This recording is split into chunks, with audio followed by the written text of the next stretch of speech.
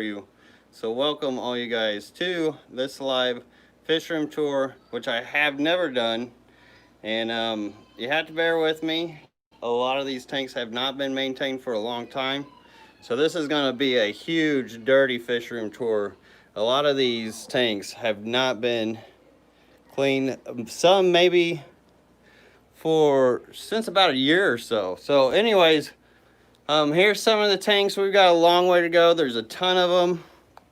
I know some people are going to judge me here, but it is what it is. And the reason why I want to do this is the fact that I can teach you guys a lot about what's going on with your aquarium and things you can do, things you don't have to worry about, because there's a lot of issues that can come up in multiple aquariums, whether it's set up the same or not.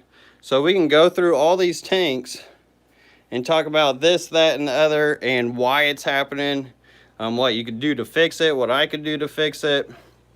And a big reason why I'm doing this is because I kind of just want to show this, because it doesn't happen often. Somebody has this many aquariums and really lets it run like I've let it run and get wild like it has. So there's a lot of really cool stuff in here to see. And here soon I'm going to be cleaning it all out, so it's not going to look the same. All the overgrowth won't be here. I'm going to get rid of all the overgrowth and really get things back to where they should be. At least that's the plan. So I want to share and show it with you guys before I do all that. And we'll talk about different algae, why I think they may grow, same with different bacterias, all kinds of different stuff. So right now I've got 7 sections. Outside we're not going to be able to do because it's dark outside, but we'll go ahead and start in this main fish room, which this is where it all started with about 14 tanks. These were my original stands here. You can see I totally over-engineered them because I didn't want them to break. Later on I'm getting a little more trickier with it, which I don't recommend. As you can see, I used my wall to support it there. I just tied it right in. That way when I come through here, often I will take that corner a little too fast, bump that thing and rock all those tanks, and that wasn't a good thing. So tied that into the wall, fixed that problem. That was great. But these stands here, these are actually I was never planning on adding that many more tanks, but I ended up putting stands on top of stands. There's actually a metal bar that runs through there, so they can't, it'd be really hard to knock it down, but you can still shake them up if you hit it. But then I just started adding more and more tanks until it finally spilled on out into the rest of the house, on out into there. So we've got hundreds of tanks to go through. Let's go ahead and get it started. I guess we'll start here down at the bottom. This tank's been neglected quite a bit because it's really hard to do water changes. It's actually one of my very few tanks that aren't plugged in to my water system here, which in all my tanks I have these valves. These are hooked up to my house line. You can see where it runs through the wall and it comes into the room. I've got a valve for every one. So every tank's kind of its own individual system. Everything's manual water changes. I've got hoses for different things. Bigger hose pulls faster water. Smaller hose is more for detailed cleaning, because that'll buy you more time, because it pulls the water a lot slower. So if I want to get in there and say there's this mold that's sitting down in here that this crip's growing in, I get that smaller hose, get down there, eat that up, and then if I was just trying to move the volume of the water, I get that big hose. It'd run real fast. But I can do RO or tap water with that line, which is a PEX system. It's actually really easy to put together. You just got to have the right pliers for it. But yeah, I could do soft or hard water, which I mostly run everything in between. Anytime you can run a tank more towards neutral, the better off. So this one's pretty much got a tree growing in it. We got hornwort, and the tree looking plant is angustifolia, hygrophila angustifolia. And there's Chilnothernia alani in here, which are an amazing rainbow when they get colored up. They're about to get moved here soon though. They were babies, they grew up in there like that.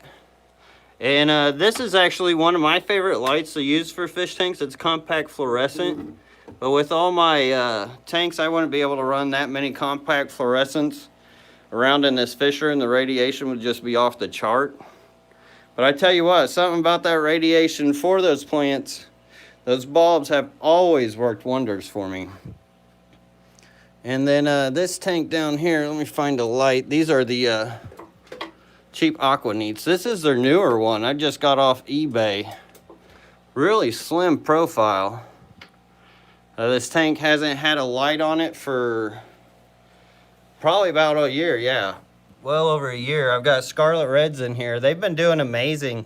I think it's because the babies will still live in this algae, granted that there's not a whole lot of light. There's enough where the algae have just been eating the dying moss throughout the whole year, which is really wild. You can see where the algae is kind of dying. There's a little bit of chlorophyll still in it within the body of it. To me, like, it looks a lot greener to you guys, but to me it looks more brown on the outside because of a lot of it's starting to lose that dying moss here that it's actually been eaten off. So a lot of times you get dying organic material. It'll start causing that string algae more often. It'll be that algae that will feed off those organics from the dying plants. You guys just see these guys just going wild. Looks like I got a lime green. They started, that must be a wild type coming out of them. You see that really huge black bar on that. Look at that black bar within that scarlet red line. The big reason why I haven't really sold much of the scarlet red line is because they don't really breed true. But yeah, that's definitely coming out from the wild, because if you look at that scarlet red, look at that big long black line on them. But then this one's got green on him. I think that's the only one I see like that too. He's cool looking, but he doesn't belong. I'd definitely cull him out of there. This is where I was getting my white type Endlers. There you can see them. That one's really orange, wow. But still a neat line. Maybe I'll put those back on the website, lrbaquatics.com, and share the love with some of them, because I got plenty to share and lots of mouths to feed. Anytime I can give fish new homes, that's always better. But that is an interesting tank, considering the light has not been on for a year and it's still got some algae growth within it. And you can see where I had a power head in here. At one point I had a system where I was draining all the water from here, but the lights would get clogged, or the lines would get clogged up. But I had it hooked up here where I could just shoot it right into my barrel. I'd have an attachment there, and I'd put it in there when I was using it. That way I didn't knock into it all the time. I've gone through a couple systems within this fish room. Then here I have some staic Endlers. They're notorious for those spots. But as you can see, that one next to it, they don't quite breed true. Another reason why I haven't really offered these for sale much. I mean, they'll breed out some, but I don't know why they don't breed true. They look awesome. Could just be my line. I don't have any snails for sale at the moment, but I do plan on selling some more here in the future. I've got plenty definitely around, and I think Haley may be coming back. I can't talk too much about that. I don't know yet, because nothing's cut in stone. Let me grab a flashlight here. I meant to do that before we started. Crap. Of course, I did forget it. I've always got so much going on, it's easy to get distracted. But yeah, let's go get a flashlight. We can look at all these other tanks. I'll scroll through some messages. It won't take long, because there's always flashlights around. Good evening all. Hello, hello, hello. And always feel free to ask questions. I'll try my best to be looking for questions, but I can't always guarantee I will see them. But yeah, there's more fish tanks in there, more systems. And with the other side of the camera, it's so much better. Boom. Now we got a flashlight. I know proper preparation prevents poor performance, but man, can't remember it all. Whoa, hello. It's a lot better. So in here we've got lime greens. There you go. You get that faint hint off of them. You could really see them. And sometimes I'll write little reminders on my tank. So at one point I wanted red and dark plants in there, which I could just wipe that off. Those are the dry erase markers I use in there. Those are the lime green Endlers. There's still some guppy grass growing in there too. Look at that, like no light. I mean, it probably gets ambient light from there, maybe enough. But you can see how dark it is from here. And then in these tanks, there's Eco Complete in all these tanks. I think most of these tanks in this fish room, besides sand and the Carib Sea sand. Adele, thank you so much for the $2 pound. I appreciate that. Thank you so much. And these are the panda guppies. The long fins and the Dumbo ears. Look at that. Look at that top fin on that guy. Females get the long fin too, see on the top. And I have been selectively breeding those, trying to get that color and that long fin more out of the females and the males, which I've got a whole colony in another room, which you guys will see. And here you can see the Pylo moss as well. Kind of looks like Java in here, but it's actually Pylo moss. This stuff will live in pretty much no light, as you can see. There's very, very faint light on that. And it's just because it's lost its punch over time. Looks like I got a Butia philandra trying to grow upside down as well. Just madness in here. I just haven't had time. There's so many things to do. My list goes on and on and on. And these are some long fin Geisen type guppies. They're pretty neat. We'll have a lot of guppies and shrimp within this room. This room is very heavy and directed towards guppies and shrimp. And these are all 20 long, so I did manage to get 5 20 longs stacked up. And thank you, JB, for the super chat. I appreciate it, bro. Always appreciate your time, he says. Well, I appreciate your time and you watching and supporting. And here are the volcano guppies. So I got a ton of these. Let me get a light on these guys. These guys are a little tricky with the light because they'll wash into that white, but they're actually this like blue. Come here, guys. And a few of these tanks in here still have some air stones running. The ones we just saw, those 20-gallon longs. There's a good one. It's still not picking it up well. That's kind of how they really look. But the females do have more of the silver. And the males a lot more of the color. There's a big old one. Absolutely beautiful. So they're also known as the Arctic Blue. The volcano guppies are the Arctic Blue guppies as well. These are super rare. I don't think you can find these anywhere else. I haven't seen them anywhere else in the States available. These were really hard to get. There is a ton of them.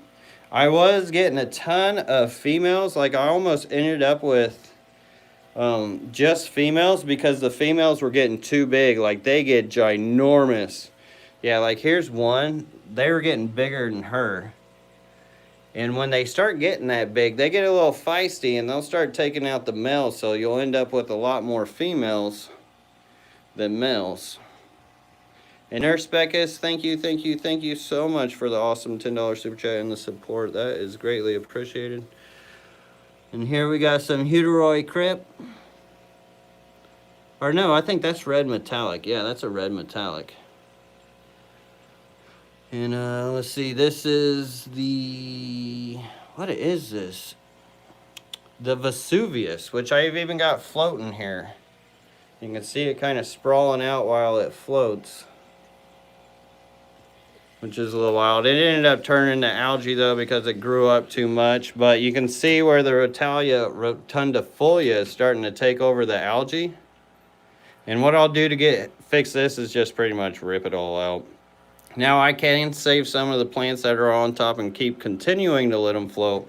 But I really need to organize this and actually make it more functional for business. Because I need to be more business oriented, I guess. Even though, I mean, I'll always be hobbyist oriented. But I could do so much better with that tank, so much better. But if I were to let it go wild, that Retalia rotundifolia could actually overgrow all this algae.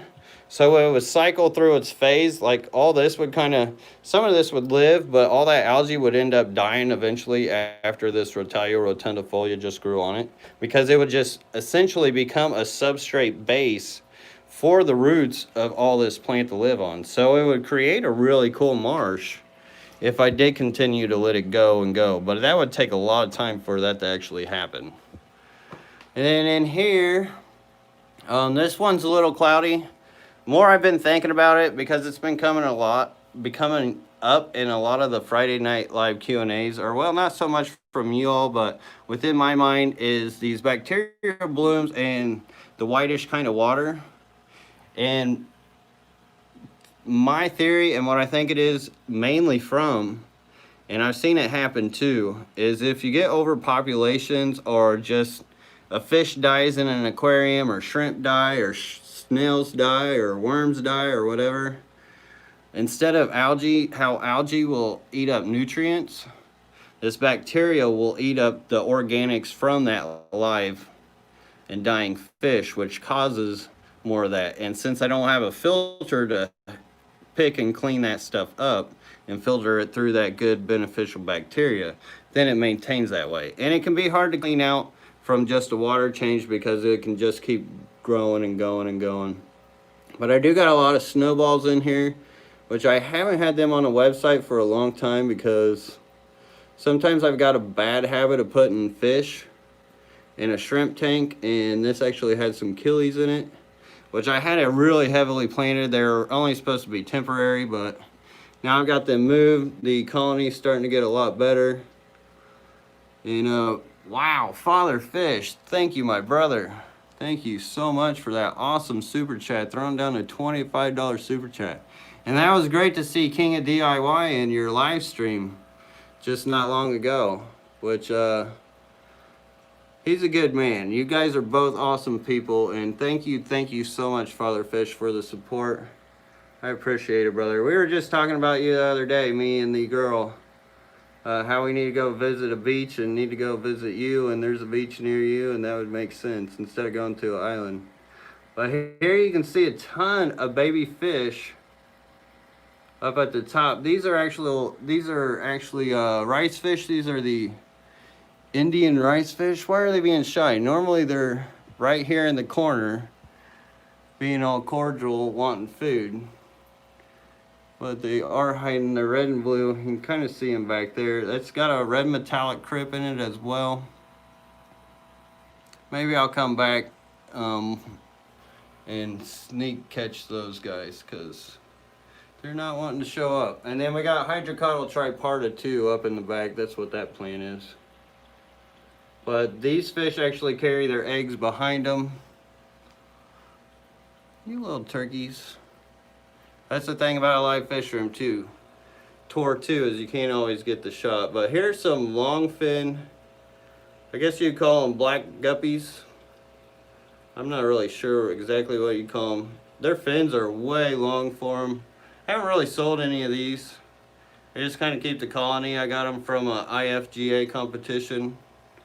The long fins are a little, like when I see them with the long fin, I don't know. I know it's hard for them to carry it up when they've got that back. So I tend not to try to breed for that super long fin. Oh, there we go. There's one of those rice fish.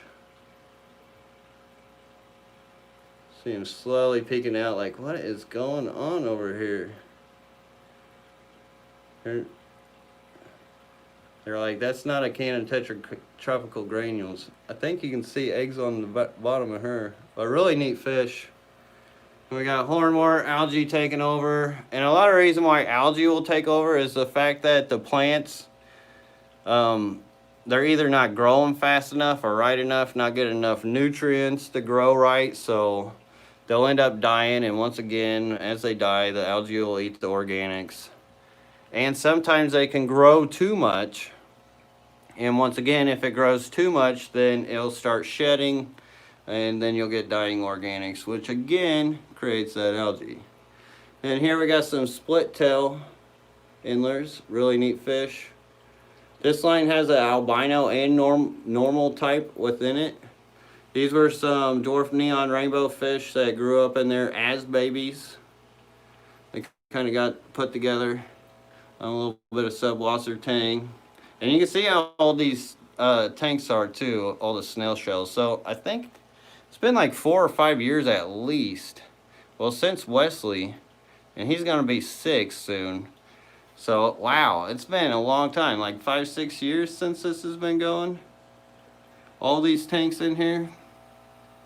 And then here's some more split tails. We got Subwassertang, Carib Sea sand, one of my favorite substrates to grow any kind of stem plant, any kind of plant out of. I absolutely love this Carib Sea sand, just because, I mean, sand's really nice. The reason why I like the Carib Sea sand mostly is just because I don't have to clean it much when I do use it. It's pretty fine. With Cory cats though, they'll kick it up if you don't have a filter, so you got to watch them. And then we got Hornwort. Then here's just a massive amount of algae. But you can see back through there, there's actually a fish that's a red luminatus. That's a pseudomugule luminatus rainbow fish. Tiny, tiny little rainbow fish. A little top view for you guys, what it looks like.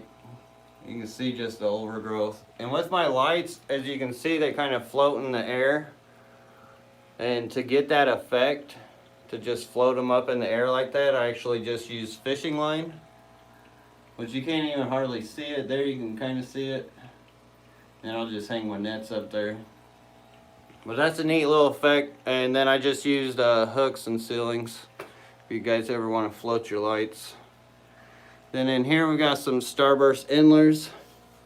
These look absolutely beautiful when you get the light straight on them. And these are one of my cheapest Endlers to get, just because I have so many of them. So I put them up for real cheap. But look at those. And I've got 2 tanks in here of those. And then algae pearlweed. But you can see it looks much better on the top than it does through the front of it.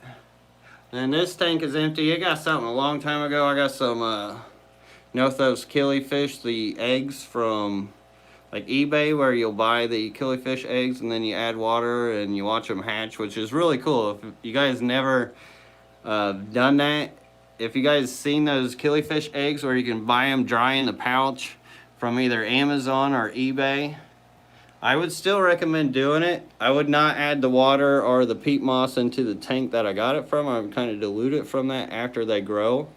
But it's really neat because you just add water to them and they will start growing for you. You'll just get these baby fish of killies, and there's all kinds of cool killies out there. And then here, I got an absolutely massive tank of guppy grass.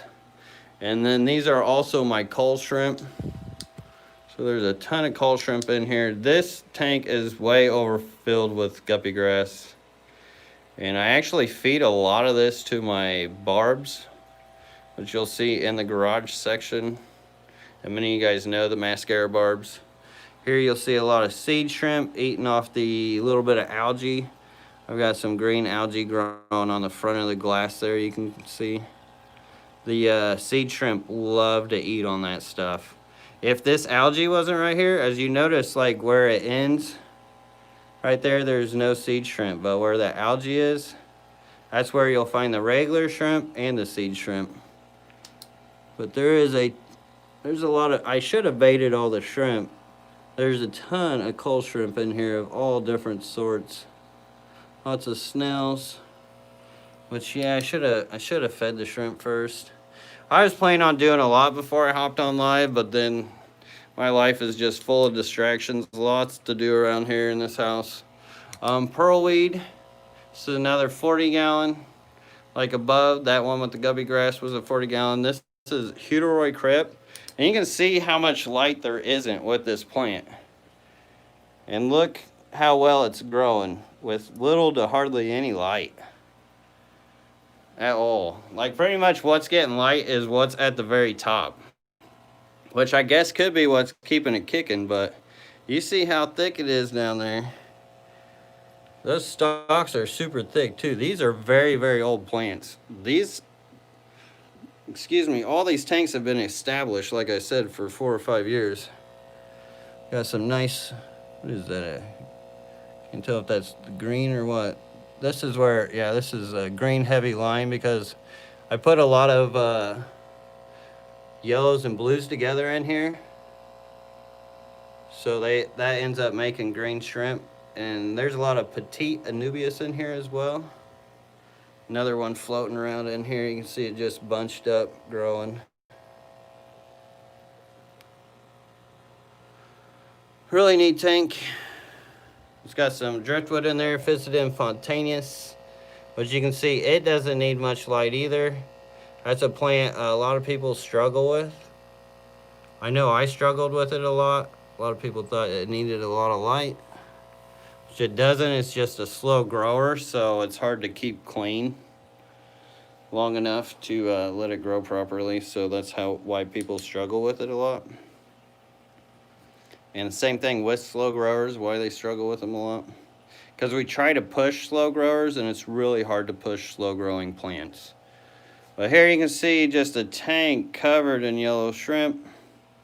Another 40-gallon. We've got a bunch of needle leaf java fern. We've got a Taiwan moss in here.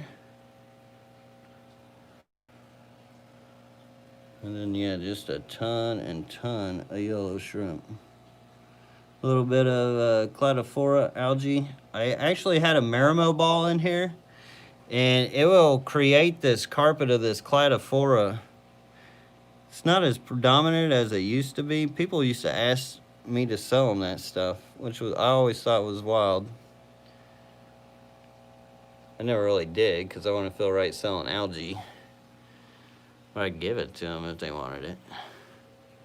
But you see it grows on, it's actually growing on the driftwood either over here too, which is very common where you don't see algae on any of the plants in here, but just on the driftwood, you'll see the spots of algae and on the substrate. So, I mean, as long as your plants are healthy, it won't attack, the algae won't make much effect to the actual plants. And here I've got Retalia Colorada in here as well, which this stuff is getting bushy. Oh, I got a flashlight. Let me just do that. You can see the color there. You got some moss growing on top of it, which I need to get that moss out of there, because when you have plants combined with each other, especially if they don't get along with each other, that's asking for algae right there. Because if this is starting to die off because of this trying to grow over it, or vice versa, that's when algae is like, hello, my little friend. And then they will, it'll start growing on you. So yeah, very beautiful plant. I absolutely love that Retalia Colorada. And it's pretty much just, it's stemmed up here. Most plants, they're not truly aquatic. So what'll happen is they'll stretch and stretch and try to get to the top. And when they do, they'll try to form like this marsh where they can like just grow up and out, which is really wild. Rotalias, hygrophilias do that a lot. I haven't seen it a whole lot with Luigias, but I'm sure there's Luigia that have potential for it. And then up here is a 40-gallon of red and blue Dumbo guppies. Now, all don't become Dumbo, or well, they'll get Dumbo.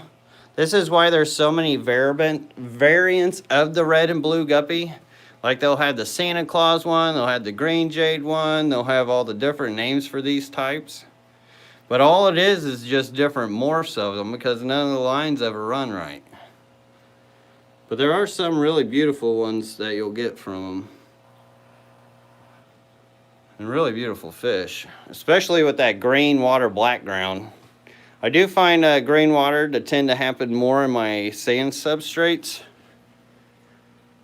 And a lot of reason why it's growing like this in here is just from plant material dying, from them ingesting plant material. I notice if they get a high diet of chlorophyll, it will kind of help with that water and green water to feed it. And on top of that, I've got very slow growing plants in here. I've got Nubiuses, and there's actually lots of beautiful Huteroy Crip within there. the mutated Rosa Maiden. But since they're slow growers, it doesn't eat a lot of that algae out.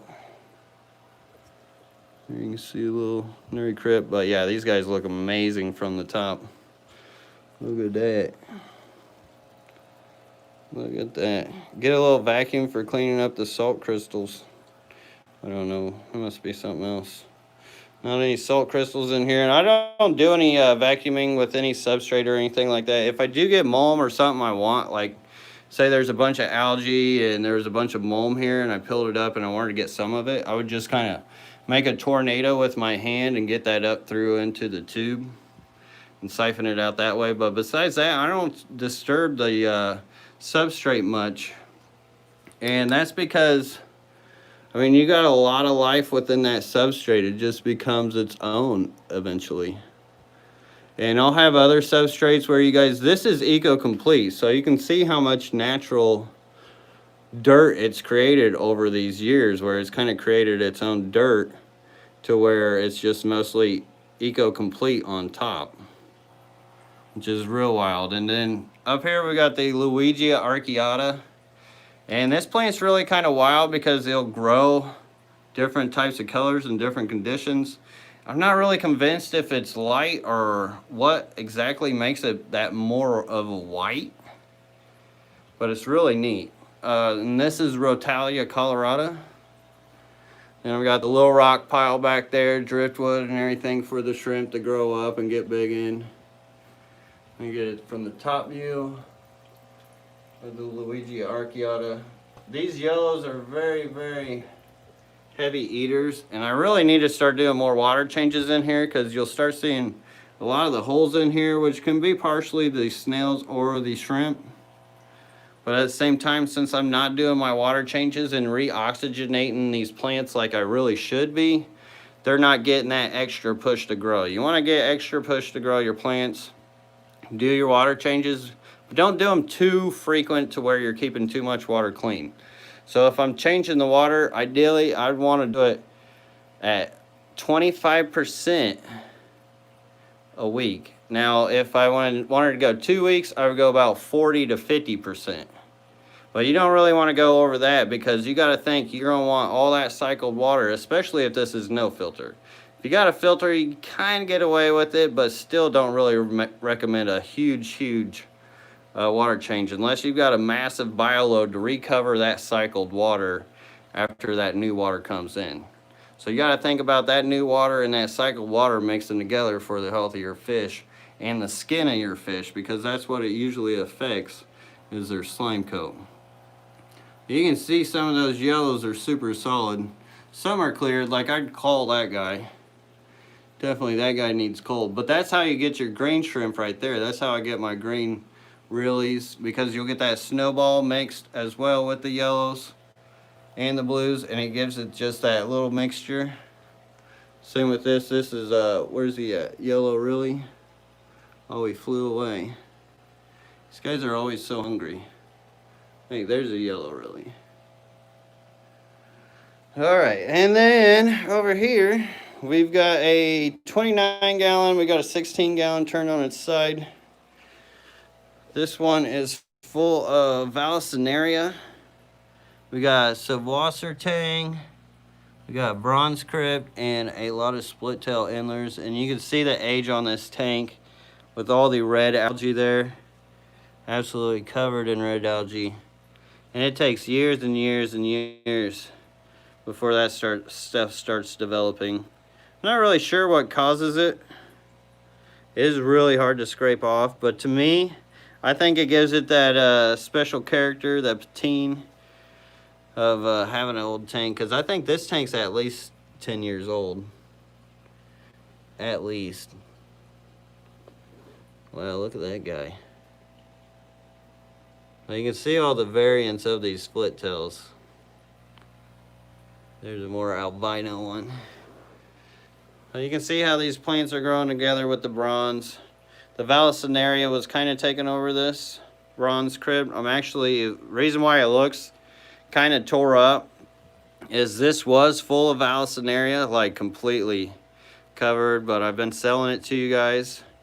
And I'm trying to get this bronze crib to just be in there and get rid of all this Vallisneria.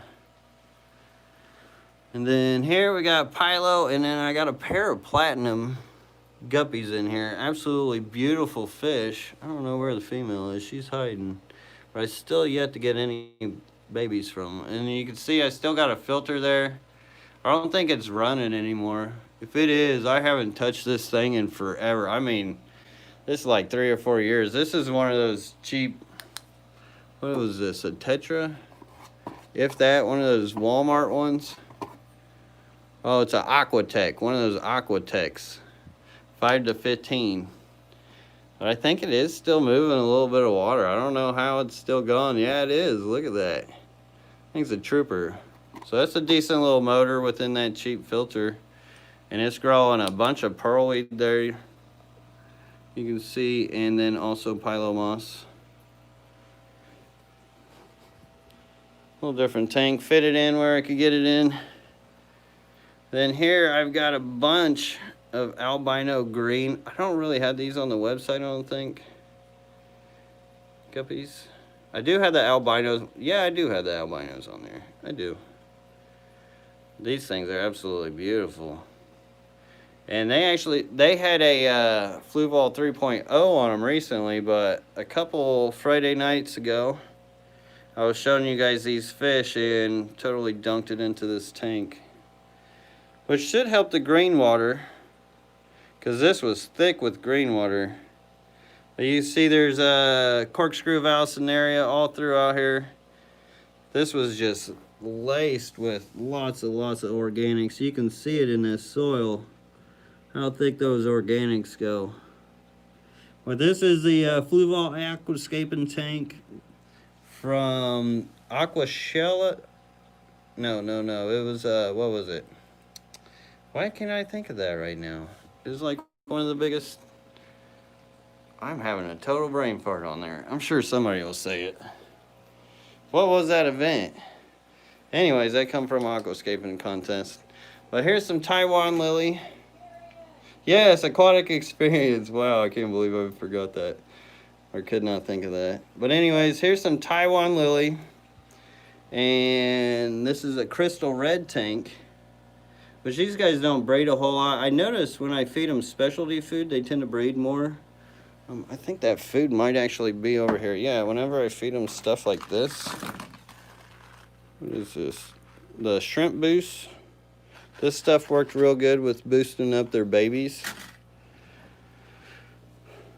And it always seemed to trigger them, like the diet seemed to trigger them more. There's not much for crystal red shrimp in here anymore because they just didn't breed, and which means I didn't get a whole lot of babies. But I'm also keeping them on Eco Complete, mixed tap water and soft water. And I had them for years and years. But you can see it's covered in black worms in here, which is awesome. So what I'll do when I want to seed a tank with black worms and not have to worry about planaria or anything like that from getting it from a live fish store is I'll stick a sponge. Let me see if I got one over here. Well, it could be something like this. And then you put food on top of the sponge and you just set it there like that. And those worms will go up to that sponge and collect in there. I would get something a little more coarse. This is kind of dense. It would be hard to get the worms out of it. But if you have something a little more holy, a little more open, it'd be a lot easier to get the worms out. But if it is hard to get the worms out, just set it in the next tank. They'll eventually leave to go to other food if there's not food there. And then you'll have your tank seeded with black worms, which these are really beneficial to an aquarium. With cleaning and aerating the substrate, you can see them all throughout, just sticking their heads up. Like this whole tank is just loaded with them. But they're good for eating organic materials, aerating the substrate, and also a great food source for shrimp or fish. And of course the rock pile, little Subwassertang, little driftwood. This had some of the other botanicals that I would get from other people. Then here we got a random mix of Endlers with a lot of pearlweed up top, floating. Then also you can see where I scraped it here for you guys so you guys could actually see the fish in here. Some really neat variants.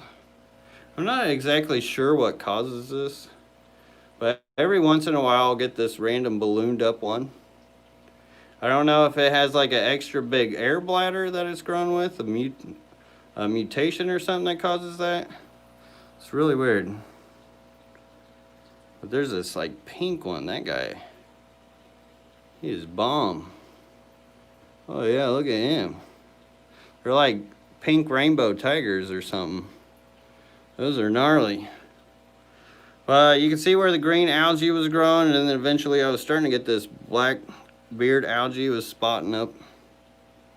Now if I wanted to take care of that, I mean simply just scrape it and then do my water changes, and it shouldn't have too much issue with it. And then with this I would just pull this out, but you can see how thick the mold is down there, so that's the kind of stuff I would siphon up so I get more of that black substrate. And I may dig it a little bit off the surface to fix that.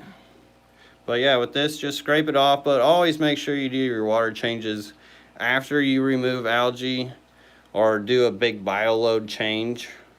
It's always good to do a water change after a bioload change and to just get all that stuff out, because if you don't, then you're just spreading it around everywhere. Then in here, looks like I've got Amarai rainbow fish and then some other random Endlers that I think I was trying to mix a project here with. I can't remember what exactly. I think it was steak and then the red velvets I was trying to mix together. Which this one I was just, it was more the rainbow tiger Endlers with the scarlet reds. Which I've got some neat ones to start off with. I just haven't lined them up to actually make them available. But you can see I've got quite a few good looking buches in there. Some Subwassertang. I have a lot of Subwassertang around, but you won't see it on my website much because I do get a lot of issues with hair algae trying to grow in it because I'm not doing my water changes. If I were doing my water changes, this wouldn't be such an issue. I already have that stuff cleaned out. So hopefully after I get it all cleaned out, I'll have that available. And like for this, I'd just peel away most of all I could right there off the top. And then you can actually water change your way out of it as long as you're feeding your plant and keeping them healthy. They can bounce back and get that algae off of them. And here I've got some more steak Endlers because I was trying to line them, trying to get that wild out of them. But I still haven't had any luck with that. And then Pylo moss going way back. You can see it actually growing up and out on the wall. Another reason why I like that Pylo moss. And over here I've got more sanded tanks instead of eco-complete tanks like the other ones. And I've got an absolutely beautiful rose maiden nuri mutated crip here. And then there's some cory cats in here. That's why you see all that sand in there and kind of how it's pitted here and there. That's all from the cory cats. And then there may be one cory cat in there, and then there's also these drape fin barbs. There's a pair of drape fin barbs. I was hoping to get them to community breed in here. I think I'm going to be able to focus in. Let me try. You can kind of see them. They got this top long fin right behind them. A lot of Subwassertang, little Taiwan Lily, trying to grow up and out of the water. See that one leaf there? The crip. And I'll get some biofilm growing on my tanks too. You don't see that much in the guppy grass tanks though. You see it in this barb tank, but with these guppy grass, or with these guppies and Endlers, you can see how they're always attacking the top of the water. So they're really great at keeping that film off the tank, the top of the water. But the thing is, when you have this biofilm, it does make it harder for light to penetrate, so you will get better growth due to that lack of biofilm, so more light can penetrate through there. But here you can see some Bacopa. I believe this is, it's either the Monterey. Can't tell if it's the Monterey or the Bacopa Yellow Flame, the Carolina. Just in its form right now. No, I think this is the Carolina. Yeah, this is the Carolina because of the leaf shape. And then it's also mixed in with some pearlweed there. So you can see it's making a nice, neat little marsh. And growing up and out. Then Wesley, that's my favorite fish. You want to say hi? Hi. All right, bud. Great job. Now we got to keep showing these guys the tanks, okay? All right. And then in here we've got some bronze crip. And also these guppies. I'm really not sure what these are, so I've actually never sold these as well.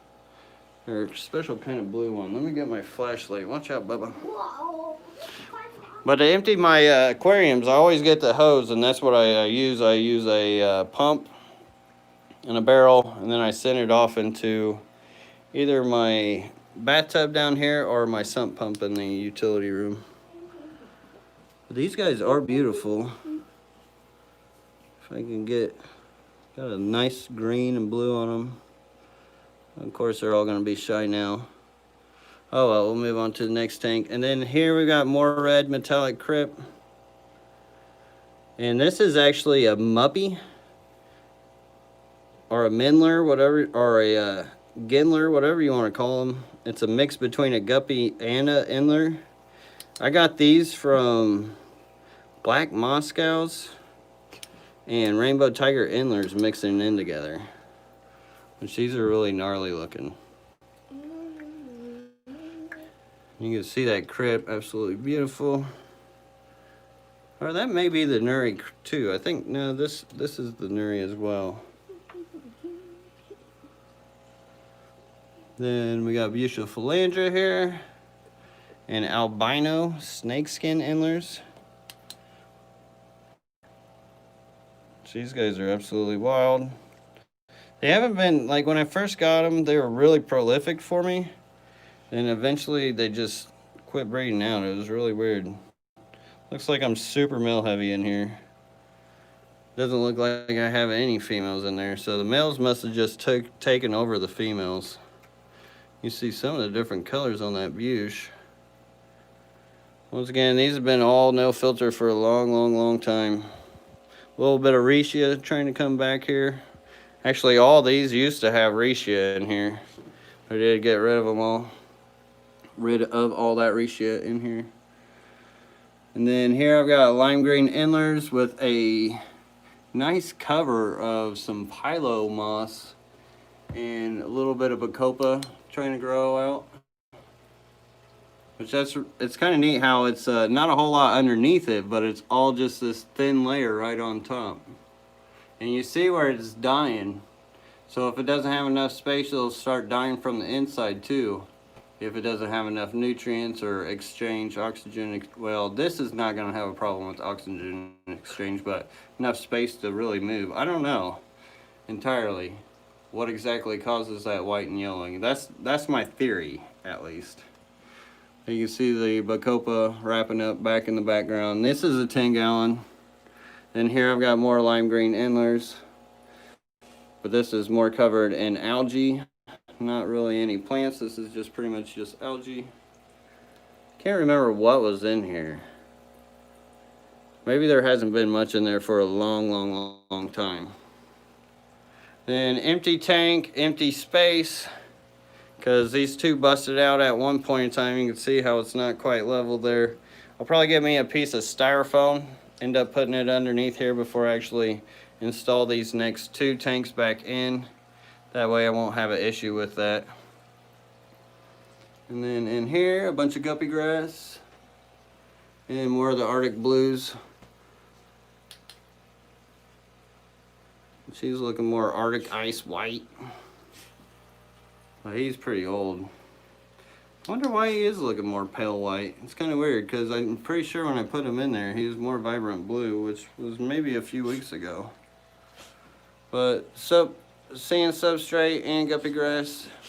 Wesley, calm down, bub. Then in here I've got some Cali Rum rainbow fish. Once again, you see the old age tank, another one that's about 10 years old. This was one of the ones I brought over to the house from my apartment. And some absolutely beautiful rainbows. They'll get this really bright blue pattern or stripe on the top of their head, like a baby blue powder blue. It's absolutely beautiful. I'll show you guys that in the big tank here, hopefully. The males are usually always displaying in there. It's kind of neat tank compared to the others because it's got all that red algae. It's just a different view, a different look. And then the bronze crip, pearlweed. More Arctic blues. This line's looking real good.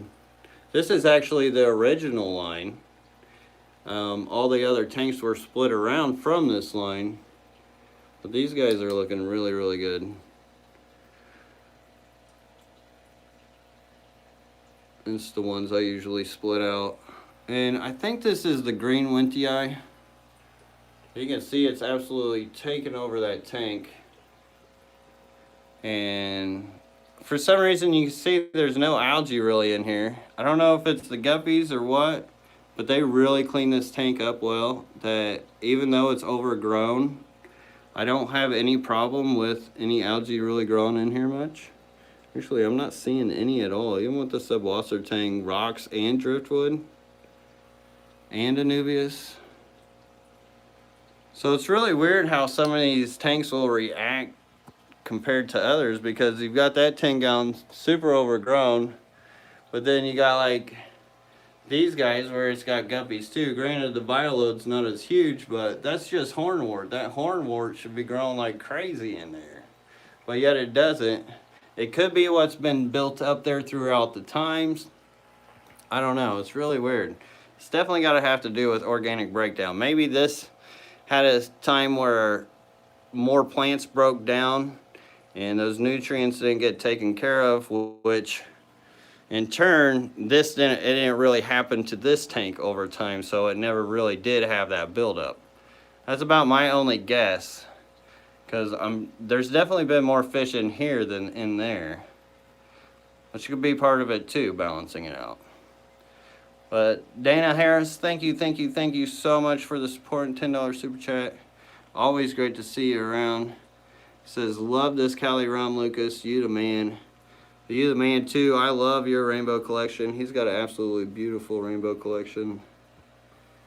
And in here I've got coal shrimp, which these are a lot of the coals that I usually used to get from my Blue Dreams when I first originally started them. So I got a lot of Bloody Mary blood, or yeah, Bloody Mary shrimp blood in these jeans. I'm gonna fix my gimbal there. And then looks like I got some black rose coming out of them. Once in a while I'll get like a purplish, which that's kind of a purplish, hard to see with the light on it. Looks more brown now. Which you will get the ambers too. That one's got kind of a purplish blue. I have gotten some purple blue Rileys out of here before. It's been a while since I've seen them. Seems like the red is really dominating within the gene pool here, which is common for that color to dominate genes.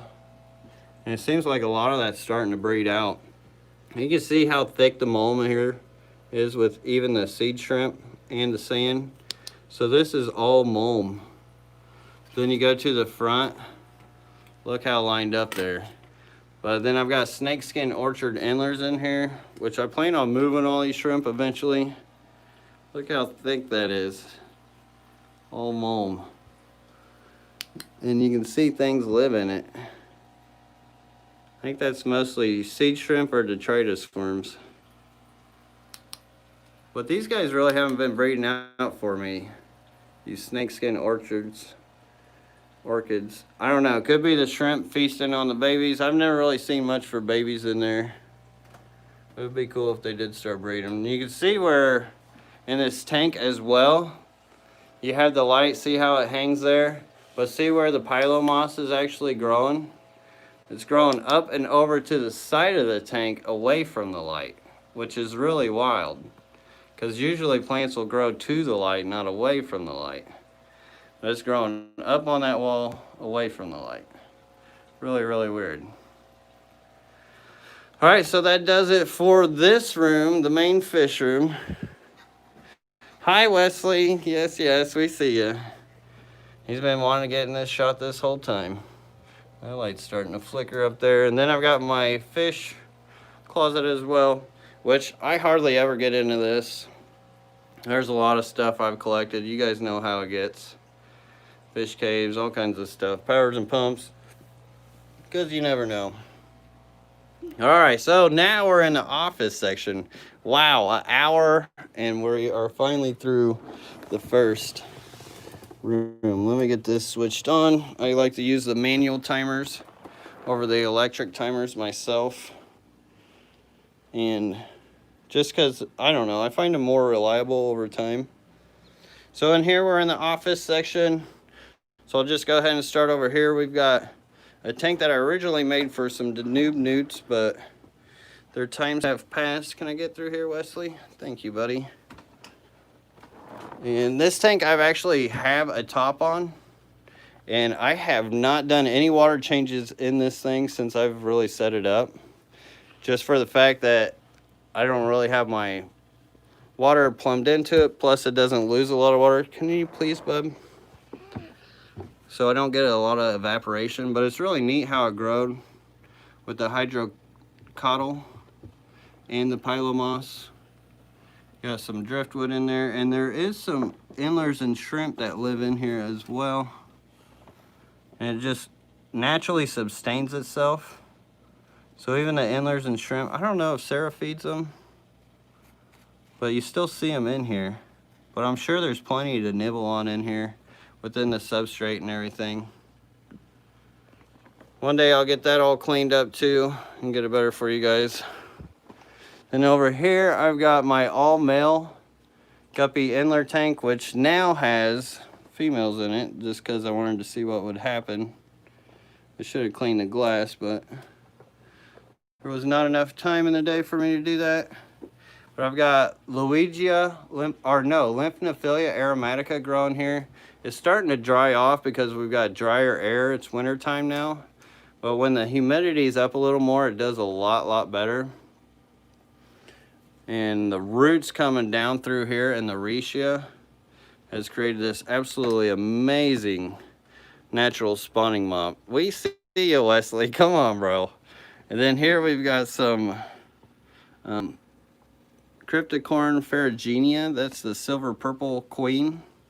It's really green in this tank because, as you can see, it gets to hardly any light in it at all, especially underneath that rhizoia. But it's hard to really pull this out. Like, I absolutely love this plant, and I love what it looks like with higher light. That's how you get those real nice colors out of it. But I don't know, really hard to get rid of that. Maybe I need another tank for this, because I mean that would be awesome for breeding rainbows and stuff. But yeah, these magnifying lenses are pretty cool. The flipper shows it pretty well. And then I do have some needle leaf java fern growing in there, and also some Bucephalandra. As you can see, once again, the Bucephalandras, they don't need a whole lot of light. Same with any kind of java, any kind of fern like that, or Anubias. Whoa, what do you think? Good. Good? Are you about to lose your mind? Yes. Yeah, because you're 5. And then here we've got rhizoia. Can we see the tank, Bubby? Thank you. And here we got a 75-gallon, which has got all kinds of stuff. We've got Anubias. We've got more of the threadfin java. I've got a guppy project I'm working in here with the fire and ice. But then I put in the Dalmatian guppy females. So you got those really wild Dalmatian tailed type guppies, and then also the fire and ice. So should be interesting to see what happens from them. Absolutely huge mats of rhizoia there. you can see here, right in the middle, there went a little baby half beak. There's actually a bunch of those little half beaks in here. The parents are back here in the corner. I got my flashlight there. You can kind of see them taking off. Or here you go. That's a much better view. So those will actually give live birth, those half beaks. Those are the Celebes half beaks.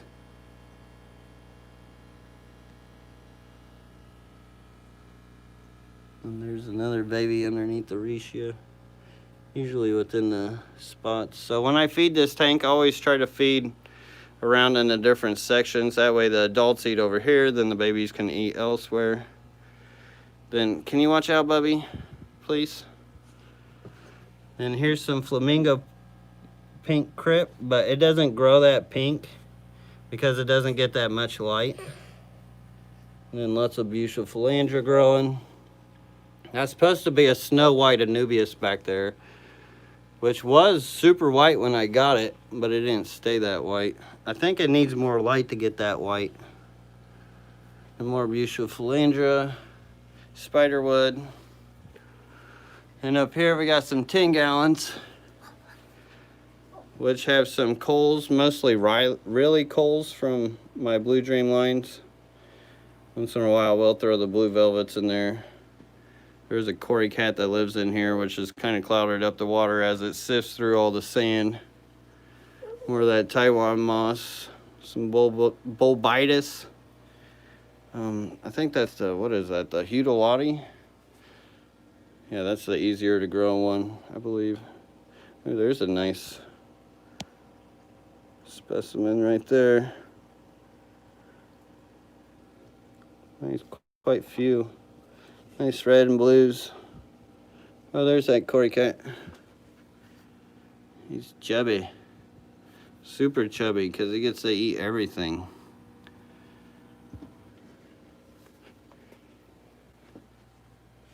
And here I've got some more Pylo moss. This is the B Team Blue Dreams. Bubby, you're gonna have to knock it off.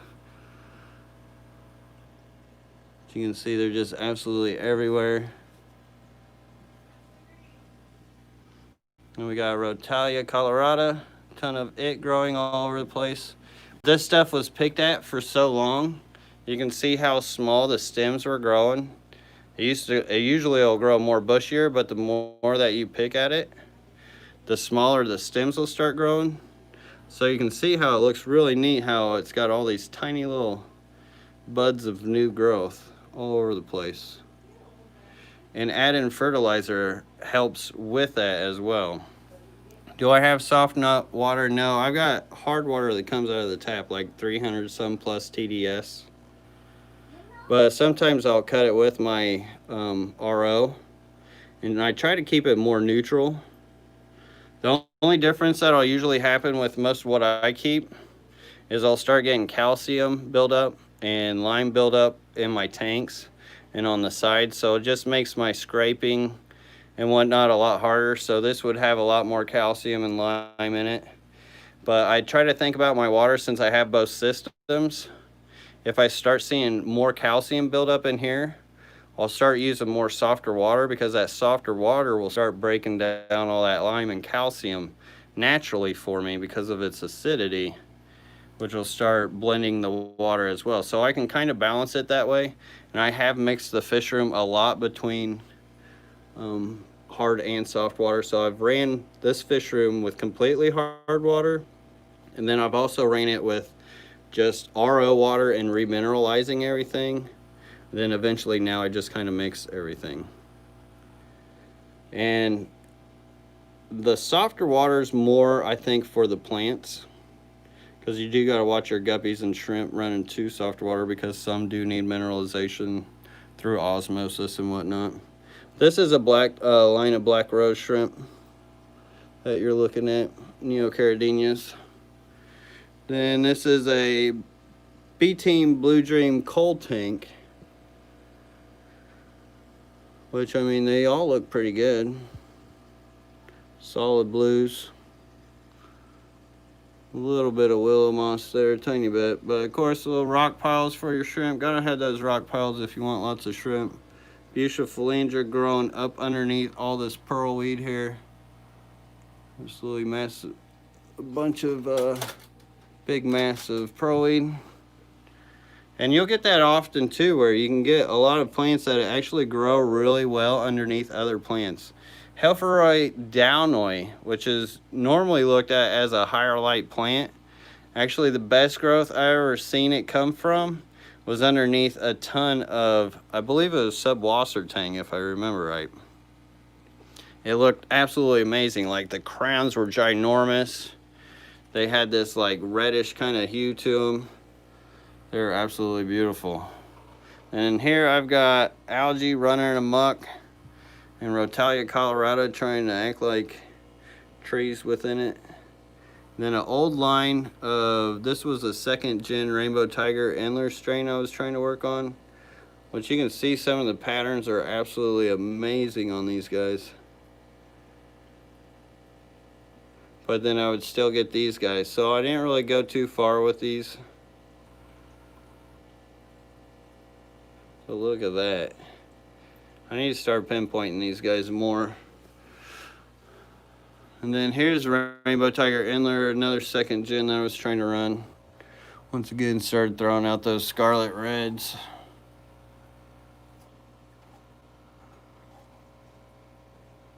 But these were more solid based body instead of more of the pattern. Let me get my flashlight.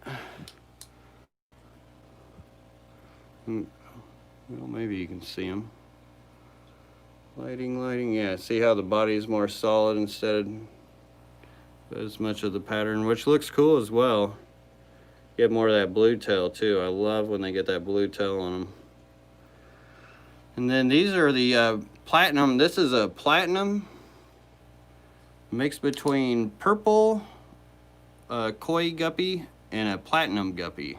So these are purple platinum guppies.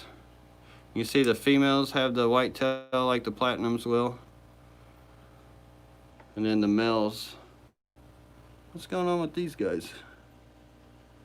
I don't know.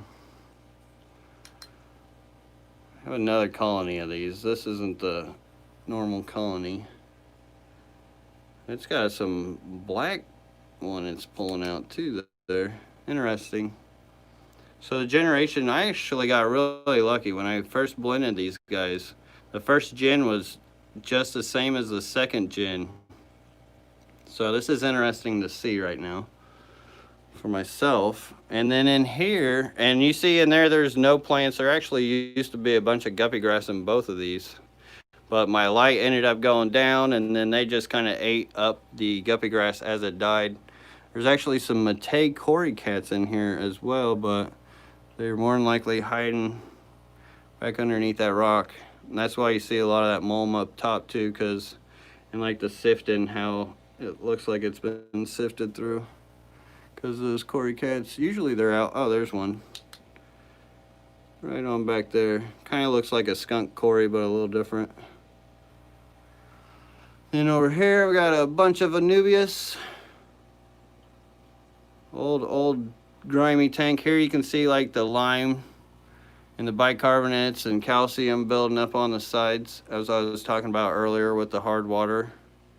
If I don't start blending some soft water in.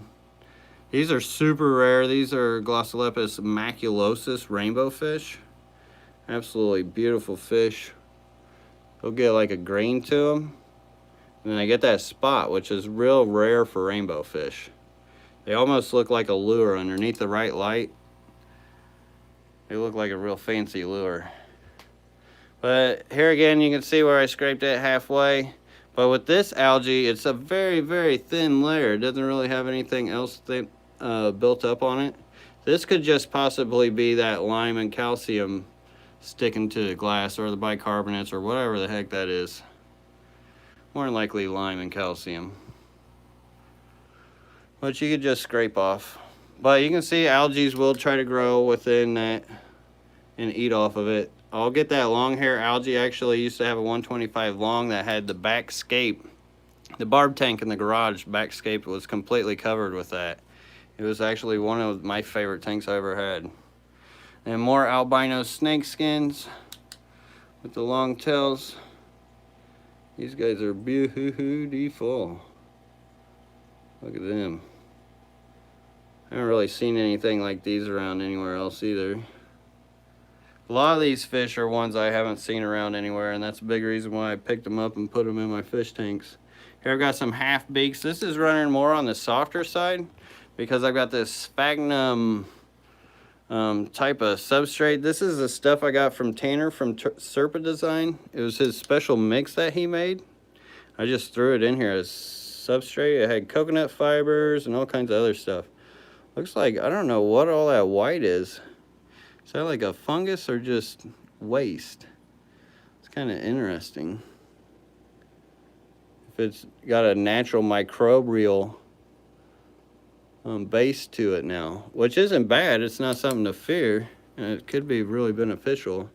And you see where it's nice soft substrate. This is good for any kind of egg layer that likes to go into like leaf litter and throw some eggs out. Killifish for one. I've got the Pylo moss barely growing in there because little to no light. And these were actually little babies that have grown up, and they'll kind of be my next line of the half beaks, kind of to save them. Well, I thought that tank's pretty neat just due to the fact of its substrate, and you can see where it's got more of that brown in it from the coconut fibers. Let me get a ladder for the top of these. And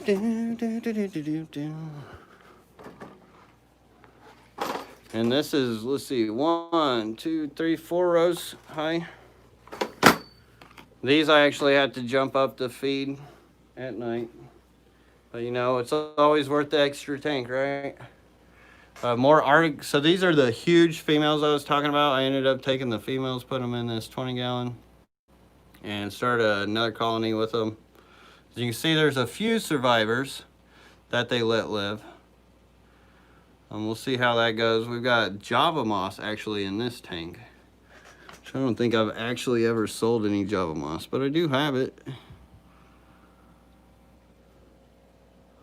And as you can see, there's more evaporation up here. So what'll happen, and I did this on purpose, I was planning on topping off this stand and everything else before I started, but I did want to show you how you will get more evaporation on the top than on the bottom. I don't know exactly why that is. Maybe there's more airflow moving around towards the surface of the ceiling just from maybe updrafts or movements, and it collects and catches towards the surface. I don't know, but I always get more evaporation from the top tanks than I do out of the bottom. So you can usually see it stagger up really well. On the other side, it really shows it. And here's another specialty line. These were, I think, rainbow snake skins. I bought these off of some other guy. And they never did breed out too true, so I never did sell much of them.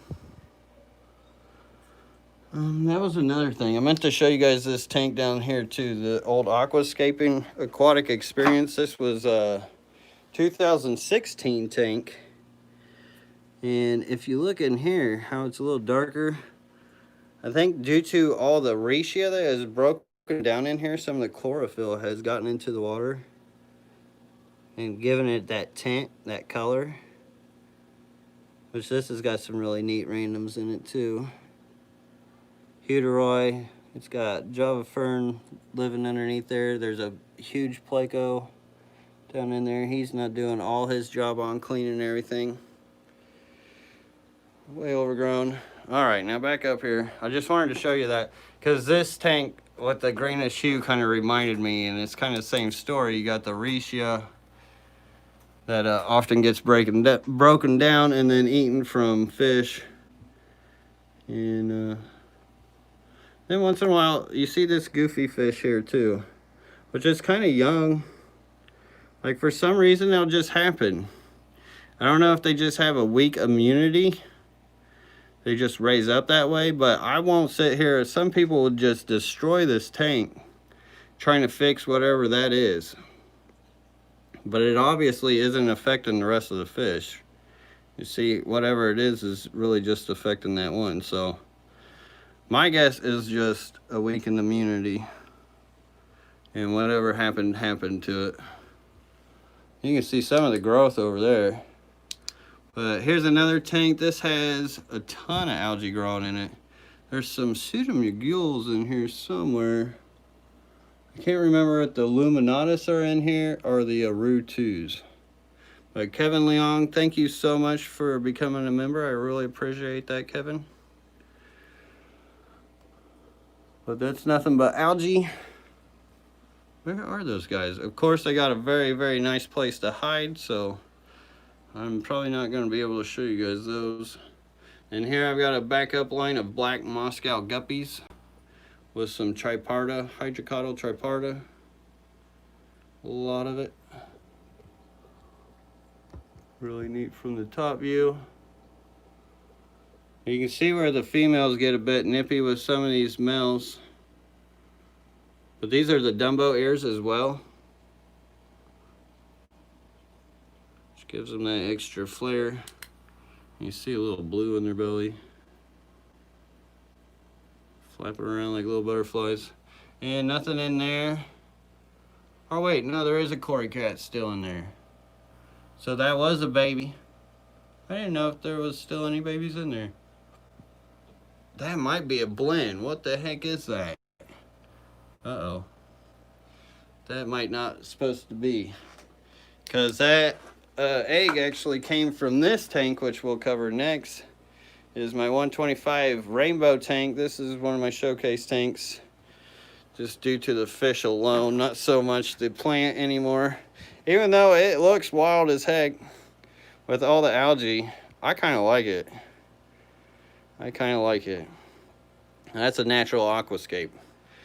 That driftwood, this is a softer driftwood, and I have a feeling a lot of this algae problem is due to the fact of this. But that cory cat came out of here, and the way that cory cat looks like it may be a mix of this red Venezuelan Aeneas.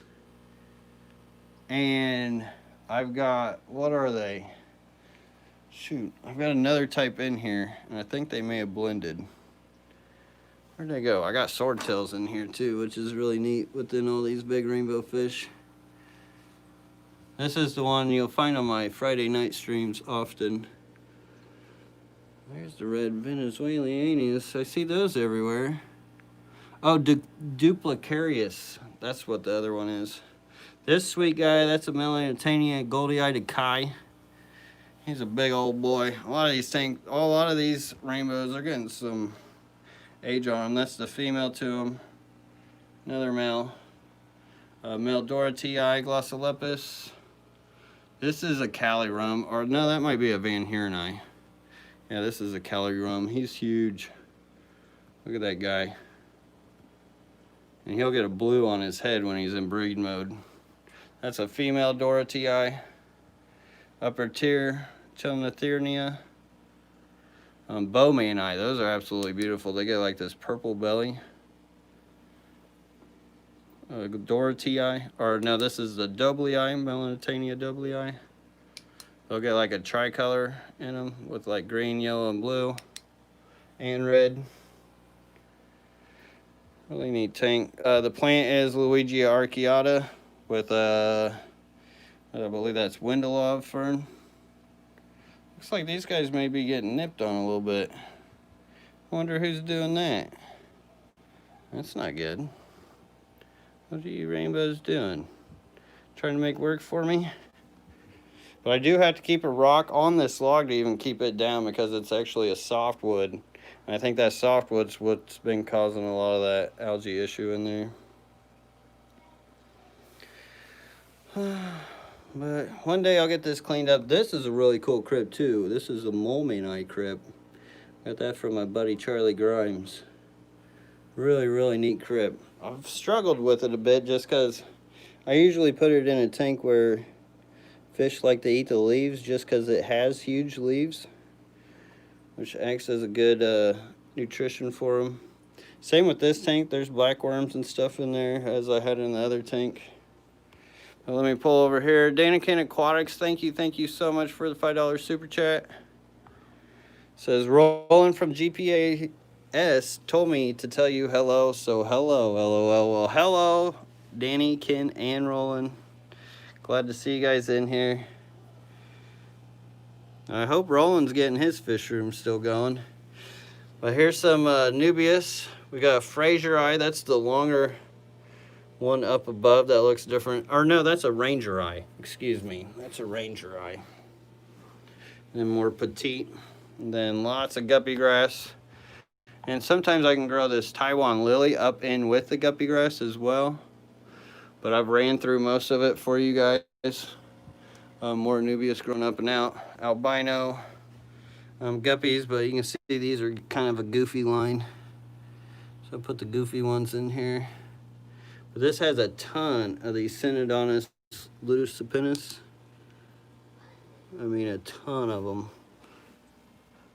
You see them in there. Then I use these to breed them with. So there's a hole drilled out on the other side. They'll go in there, they'll breed in there. There's a drain tile. So they'll lay their eggs through the slots of that. Then you can collect their eggs from that. You can either put that into like a plastic cup or something to make it easier so you don't have to get it off the rock. I'm not actively breeding them, so I have them like that. But you can see where that one, well, where's he at? See how he's smaller? That one just grew up in here. Same with that one, that just grew up in here. These are actually really neat because you can morph and color breed them. I've seen some where they've made them all white, which is really, really wild. Very rare for them to get like that, but really neat. When they all come out and look like sharks. There's a Placo. I can't remember what kind of Placo that is. Oh, of course, I scared him. Huge tail on him. Look at that guy. Here's a beefy boy. One of those ones I got from Eric Bodrock, one of those rare ones. And that's a blue slate I use for their housing. They absolutely love this house. They'll hang up on the side of the walls. You can see how they just mosey in and out of them all over the place. They are curious fish too. And if you get them real comfortable, Wesley, my son, he'll come up in here. He'll get his fingers in there every once in a while when they're all just relaxing, and they'll actually come up and nibble on his fingers. But I think ever since I started keeping all this guppy grass above them, they've become like more secure in being down low. Because they have that coverage, they kind of just went into natural mode. Anytime you want to make a fish comfortable, put a top cover on them, because a lot of predation comes from the top. So they'll hide. Well, not hide, they won't feel like they have to hide as much. But since I'm up in their face, that's why they're like this. I don't know, they're real weird how they act and respond to you coming up, because sometimes they care, sometimes they don't. You can see where they're just starting to get more comfortable. The longer I sit here, the more they would come out. Dun dun dun dun dun, but they're like little sharks. Thank you so much, Chris, for the super chat. I appreciate it, bro. Tato. Thank you so much, Chris. And up here I've got, let's see, this is a white strain I was trying to work on, but then it started throwing all kinds of crazy stuff, so I was shooting for more of this white Endler. But then I've got these wild looking spotted ones, which I don't even know where that comes from. Because a lot of the trick is getting a female that'll match up with what kind of male you're trying to blend it with. And it doesn't always work the way that you'll think it'll work. But I did end up with some cool stuff. Some nice Nubius. As you can see, the Nubius is growing absolutely amazing because it has little to no light. You can see where the light just hangs up off the side. And the Endlers and Guppies keep it clean. Once again, another test of mixing genetics here within these Endlers. That one's kind of like a Arctic blue right here, a Arctic blue Endler. So I had those Arctic blue Guppies, but that's kind of like the Endler version. There's a really gnarly one in here too. I don't know where he is. Where'd he go? Seems like some of these have gotten more black in their body throughout time. Maybe that's what's happened. Oh no, it's this guy right here too. This yellowfin, if I could get him proper. He's got like pink and purple in him. He's the one in the very middle there. That yellow top fin. He's got a spot, but he's got like this pink and purple, which is a rare color in the Endlers and Guppies, and for him to have both is really wild.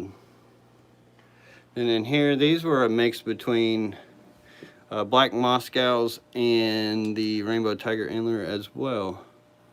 It's more the Endler version of those Muppy Guppies, or whatever you want to call them, Endler Guppy mix. Because you can see this one with like the red spot on the tail, yellow in its body.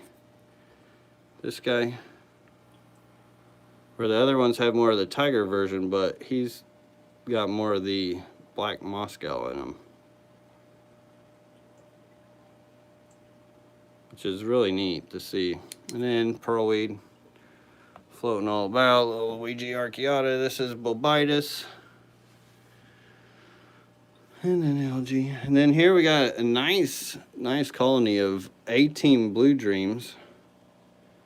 This is the next gen A-Team that I've been working on. Just try to keep solidifying the line and lineage. And it's got a ton of the pink ram's horn snails. I got these from Haley from Oddball Aquatics, and they've just been going crazy in here. More prolific than any other snail that I have or have come across. Absolutely love these guys. These are actually on a Brightwell substrate. And pearlweed all over the place. Nice pearlweed top, a little bit of Anubias. Pearlweed and rocks piles. So lots of nursery. Here's some pseudomugol Aru 2s. They're getting kind of age. As you can see, that female is about done. The male's still nice looking. He's still got a couple young females for himself. Little pearlweed growing. This is no substrate, just glass bottom. A little bit of Pylo moss. And hopefully I'll have those flipped out, get some babies. We got some pencil fish and some Arctic blue volcano guppies. These were babies from those big females that you saw in that 20-gallon long on the other side of this tank. And a ton of algae, which I absolutely just need to get rid of all this algae. I'll keep the pearlweed, but that's all got to go. Open up that space for them. You can see how they can't really get down into there. And it can be a death trap for some fish if they do. So you do have to kind of watch this getting too crazy. And then these, I'm not sure what you would call these. I guess pretty cool Endlers. Pretty cool blue Endlers. That long fin. Looks like I got a pencil fish jumped over. That's pretty wild. And then we got Hornwort all over the place. It's absolutely crushed full of Hornwort. I don't think there's anything else within it. Not that I see, but I don't know. Anybody know what these are? If you guys know, let me know. Wow, look at the color on that one with the pink. Back there, that guy. Let me see if I can get him up. Yeah, look at him. Not sure what you'd call these. So I've never really sold any of these either because I don't know what you would call them. I have quite a few Endlers and Guppies like that. Yeah, call them gorgeous. There you go. And then here's some baby Synodontis lucipennis as well. There's some CPDs, which I'm scaring because I'm tapping the glass. So it's got along well together. Rock pile, little algae carpet there. And I was trying some Hornwort. It looks like I got a little growth coming off of it, but it also looks like a lot has died from it. So I'm not sure what's going on it.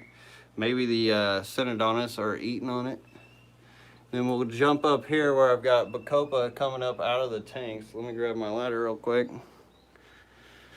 Then we got the shipping station over here, which usually we got boxes up there for shipping, but we've been running through them and not able to keep up with them, which we run them all the way across here.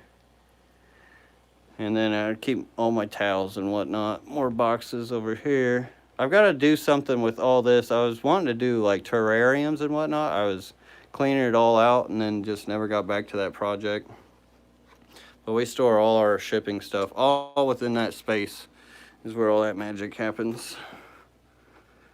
There's $1 billion bacon ideal that'll never come to fruition because I just can't be that mean to all those pigs.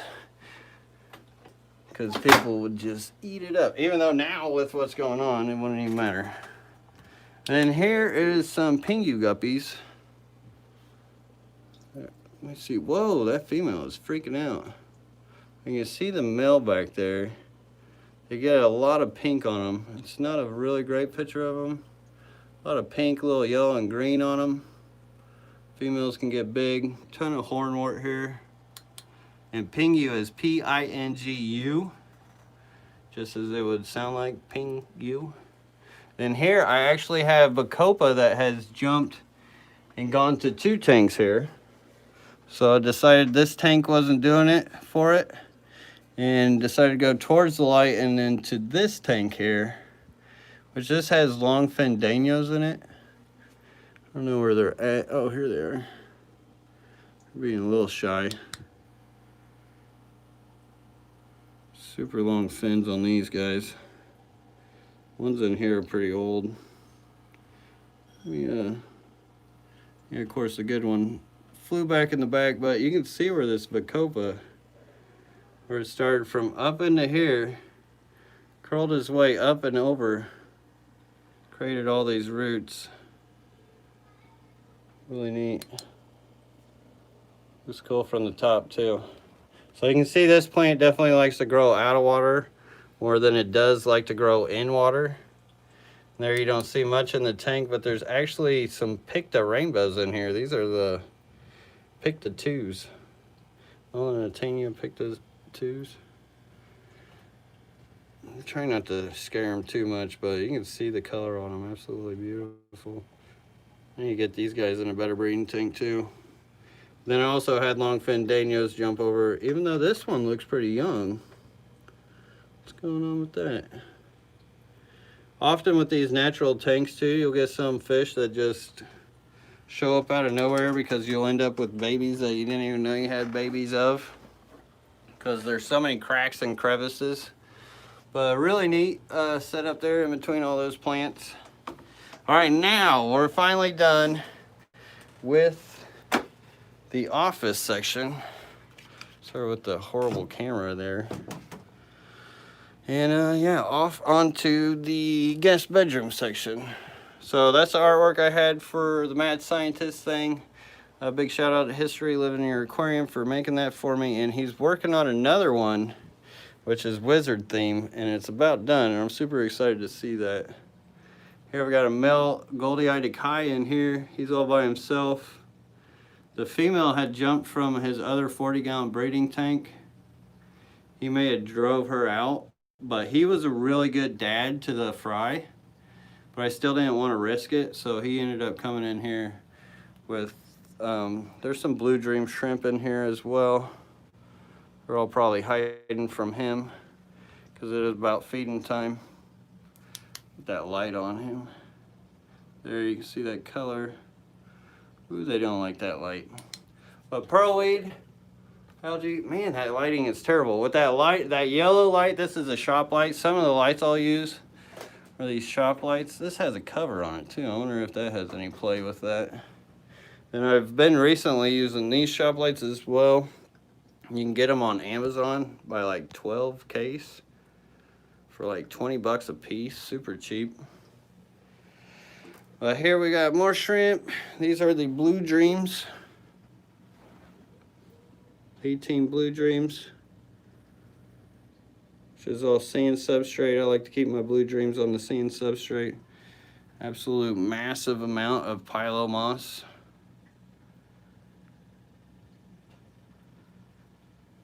I do have an airline still running in here, you can see in the middle there.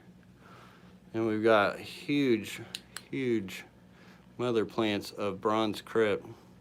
This is a 40-gallon. They're reaching all the way to the top. Super thick. Super duper thick. Which I need to take those out and put them somewhere else. Holy crap, right? But yeah, there's a ton of blue dreams within that tank. And snails. And then here I've got the fire reds. I so should have fed them first. You guys on my live streams have seen them on Friday nights where they're just doggy piled on top of each other, and it's just crazy.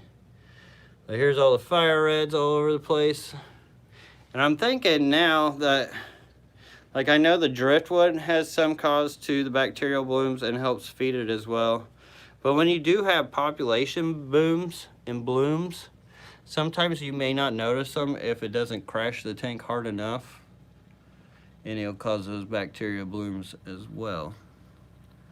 Because the population in here was absolutely crazy not too long ago. And you see the old growth, the old red algae growth in this tank as well. Look at that tank. What is that? What in the world is that?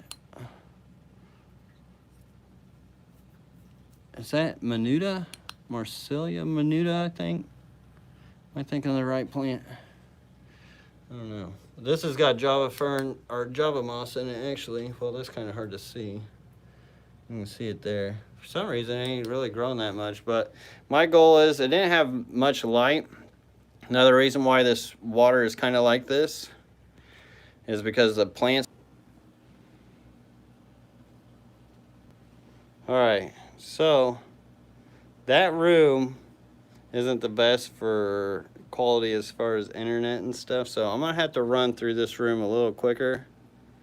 But with that tank I was talking about underneath there, is I'm trying to get the plants to grow out better so that they can help the quality of the water a lot faster. If I can get that moss to grow, it should help balance out that tank with that quality of water. And this tank is really cool. This is a Giddaman Village, Melanotania Giddaman Village species. Super, super rare rainbow with some of that Potamagita and Guy, however you see that. It's got a Huteroy Crip. This tank's actually getting ready to get moved into the garage. Reason why I had the water level low on that one is so the fish don't jump out, because those fish are so rare that I can't risk any chance of them jumping before breeding them. You see how you get that red top on them in breed mode? I'll try to get closer to them without losing the internet here. But they've also got the spots in them as well. Where are you? Dang it. There we go. Really neat rainbow though. It's kind of skittish because they have been living kind of wild in here. But he's got like this blue and red on him. Really neat.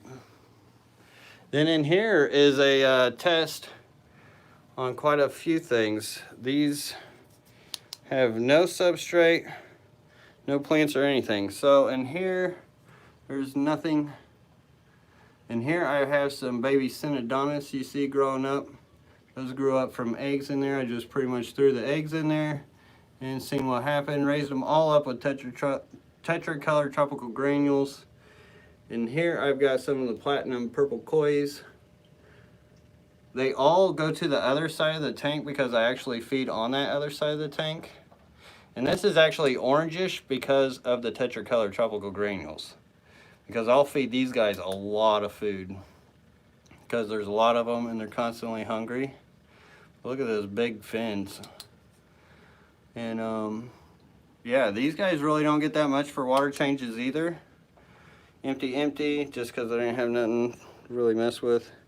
Ooh, we got babies in here. That is not a baby swordtail. What is that, and why is that in there? So this is supposed to have swordtails in them, which there's a baby swordtail. But that other one was definitely not a baby swordtail. That was a blue eye something. How in the world did he get in there? But that's a koi spawning mop. Scroll you guys out. Those are really nice little artificial cover. So this was my test of like artificial keeping without any substrate, any plants. Could I do it? This one's empty. You see the biofilm on it. I didn't want to fill too many of these up, testing that over time. You can see the mulm all built up on the bottom. Just a redistribution of everything. You've got some of those red albino Endlers. You also got Adolphoi cory cats on back there in the back.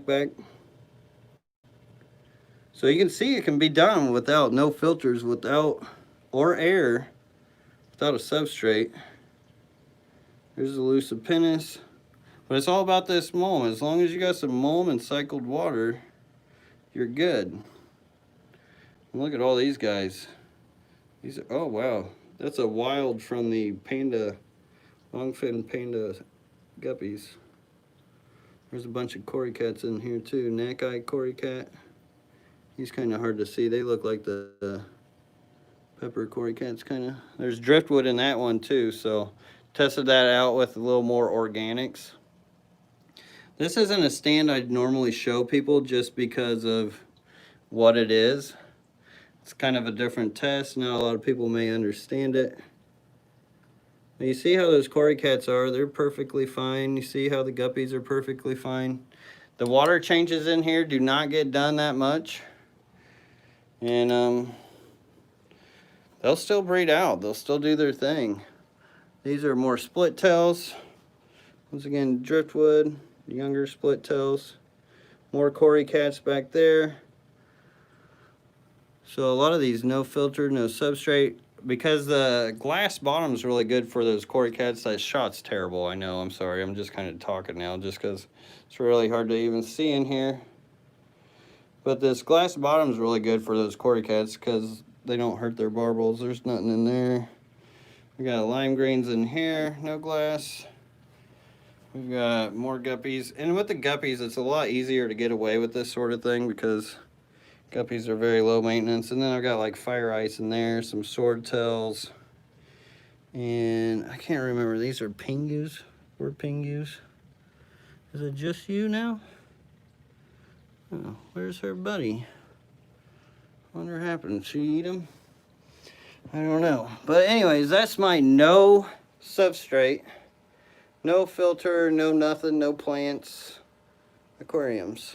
So that was a completely test stand just to see what would happen if it could be done and what would happen. So even with just eggs, growing them up without any involvement really, besides maybe throwing some granules in there, I was still able to raise those Lucipennis. Well, here's a 75-gallon. That's the sump to a fry rack system, which I'm getting ready to tear all this down and move it into the garage. So there's not a whole lot in here. So there won't be a whole lot to go through here, but I definitely will still talk about this.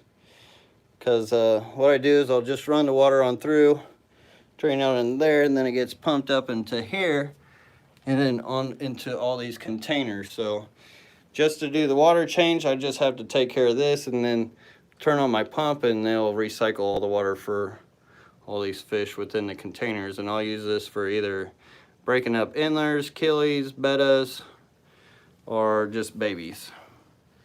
And there are a few fish still left in here. Like I've got some black neon tetras I bred out still in there. You can see where algae has grown crazy in here. Even pearlweed up and out of the containers. There's some dying pearlweed that grew up and out and just died one day. But inside it's all clear, but down here it's like a jungle. Which is kind of weird how that happened, I don't know. And I mean, I got some random, got Dalmatians there. I got some rainbows growing out here. I don't want to spook them too much, but besides that, there's just a couple randoms, which these guys are soon to be moved.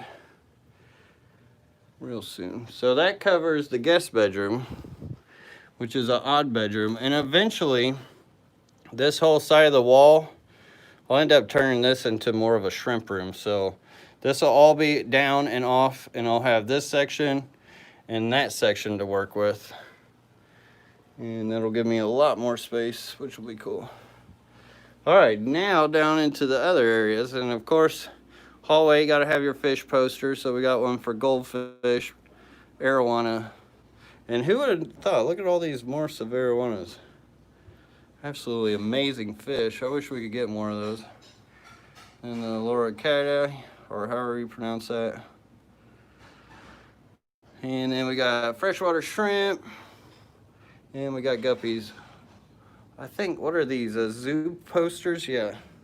So if you guys are looking for a poster like that, maybe get this blurred in. But it's azoo.com TV, and then I've got some other Corey Cat posters. Lots of art. I've got a lot of art I need to post up. Tons of frames down there. You got your rainbow fish, more rainbow fish, bettas. And then in here is the utility room. This is what I use for the drying rack.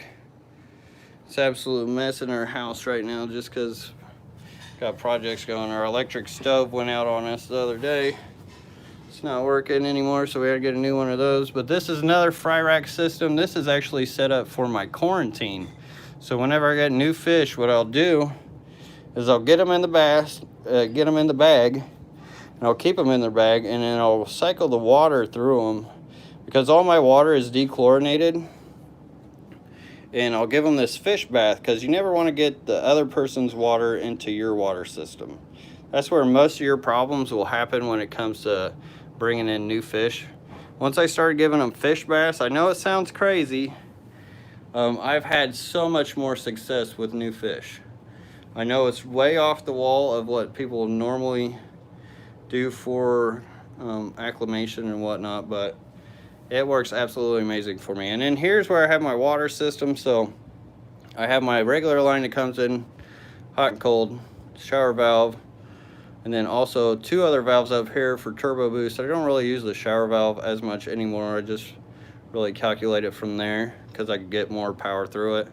And it runs into the RO system, which will do 3,000 gallons per day, and then into a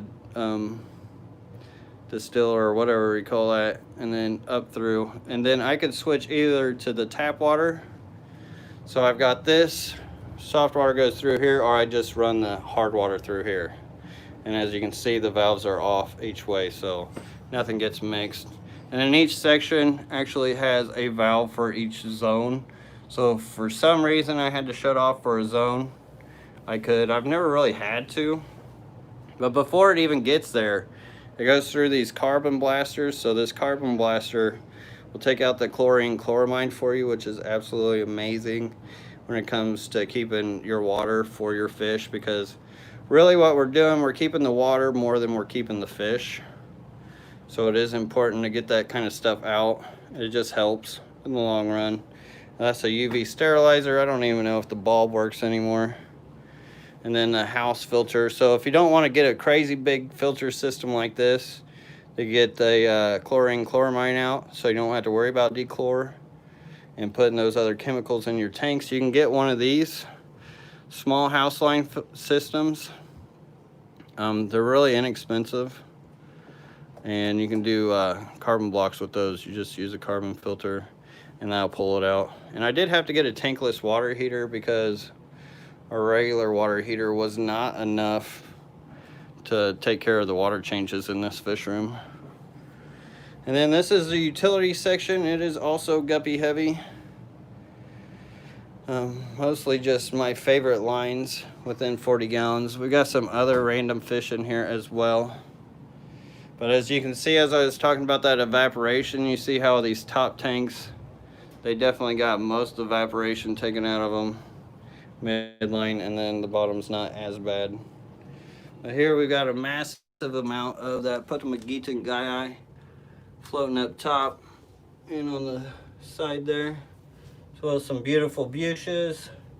This is the fire and ice guppy, which these are pretty wild looking. Even the females have a lot of color. Just due to the color of the females, just really make this fish.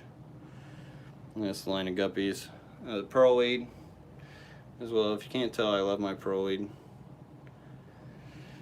And then in here we got more of the blue and red guppies with the dwarf sage.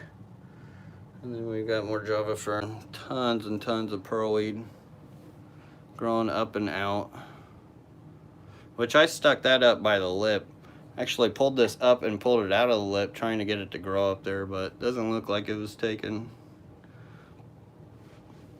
I like to test little things like that, but you can see how the dwarf sedge just grows and grows and grows up underneath this stuff.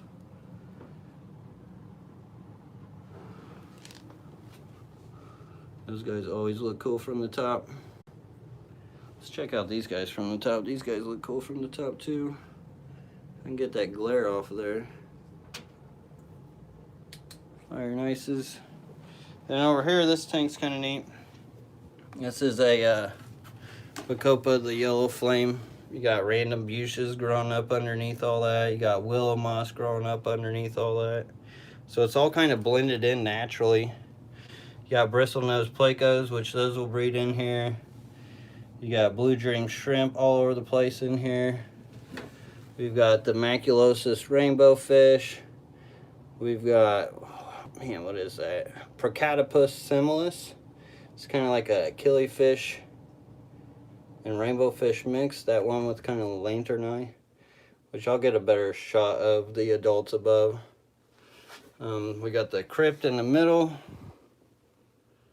Then on the right there, that's the willow moss. And underneath that willow moss here is a ton of rocks. You've got anubias underneath it. You got bushes growing up underneath it. See there in the middle. And then shrimp all over the place. Really, really neat tank. That's actually one of my favorites. Just how it's just grown, blending all those plants all naturally. Just look at the top.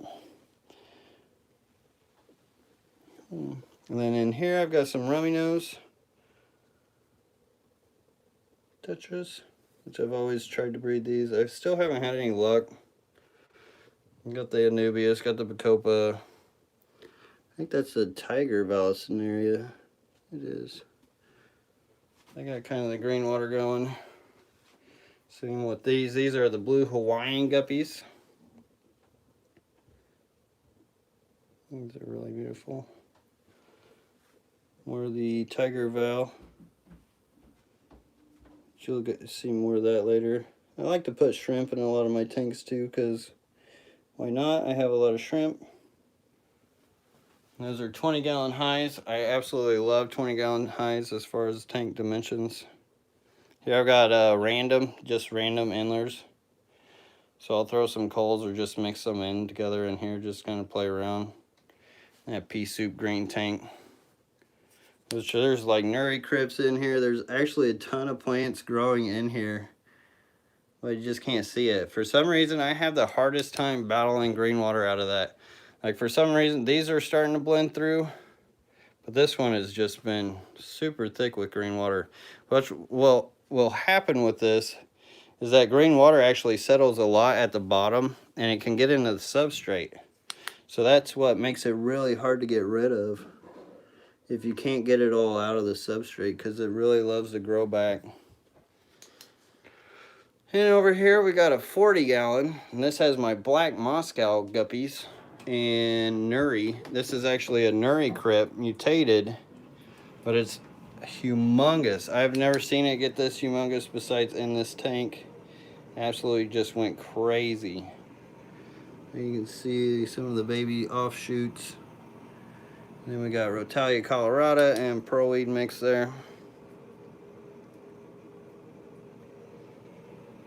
Nice gumbo ear black Moscow guppies. And here I have a Geisen fin female guppy, which should have some babies in here soon, and then some baby goldie-eyed Kai living in there with her, as well as some blue dreamsel here. You can see better down there. And then lots of Bacopa Carolina. And as far as lighting, I like to try to hit around a 6500K. Get more of that blue-white cool lighting for my plants and fish. And I try to shoot for like around 3,000 to 4,000 lumens if it's a 20-gallon high or 40-gallon. Then more of the panda, the long-finned pandas. These guys are cool. Lots of types of anubias within that tank. Once again, lots of pearlweed. If you look, anubias just keeps going back and back and back. A little Huteroy Crip. And we've also got another plant jump tank here. This is Retalia, what is that? Rotundifolia. Retalia rotundifolia. You can see even with the evaporation level, so you know these roots aren't getting as much water as they should, or they'd be doing a lot healthier. Plus we got the drier air being winter. During summertime, this stuff really goes crazy. You see where it grew up and over the beam there. But then underneath is just tons and tons of algae. It's great spawning grounds. Absolutely great spawning grounds. Lots of Anubias. We got the banded Pyrrolina vittata. We've got, what is that? That's a sea alanine with that stripe. And then a Procatopus similis there. That went taken off, that blue one. And there's his lady friend. Absolutely love those fish. They breed out into cracks and crevices. Lay their eggs in cracks and crevices. Really neat. Different kind of fish for and breed wise. Here you can see the roots of the rotundifolia. Which if I did more water changes too, I'd probably have more root growth here. You can see where it's starting to bounce the root growth back from where it died and bounced back. But that's the utility room. One other section, and then off into the garage, I guess, is where we'll go. Assume projects, stands. I've got stands I got to put together still. And here's the garage section. So there's a lot going on in here as well. Tanks on tanks on tanks. I've even been doing these little projects in these little shoebox containers. We've been trying to grow little plants with hardly any work or maintenance, which I'm getting some decent results. And this has little to no light on it. We got regular house plants growing on through here. And oh my gosh, I'm running out of battery too. So we'll see how it goes with this room. I don't know if we'll make it upstairs or even through here. Hopefully we don't get kicked off. I may have to do this in a two-part. Well, let me do this. Let me just say we'll do this live in a two-part because there's a lot to cover in just this garage, as you guys know. And then we also got to go upstairs. I really wanted to do the full fish room in one video, but we are already at 2 hours as well.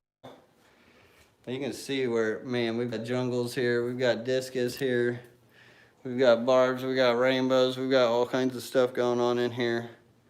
But yeah, before I hop off here, anybody have any, I don't know, last questions?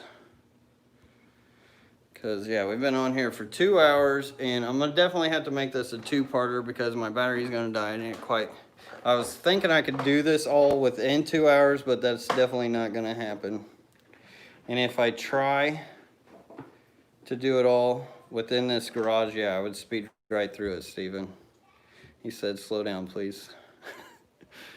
I'm sorry if I go too fast. It is a lot to cover.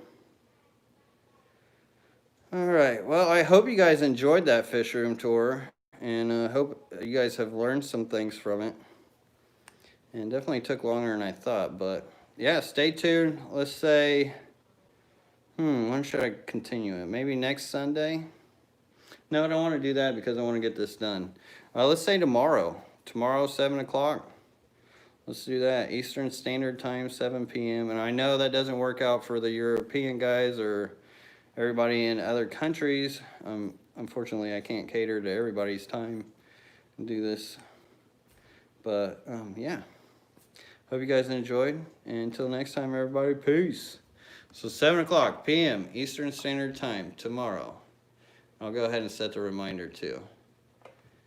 Till next time, everybody. Thanks for watching.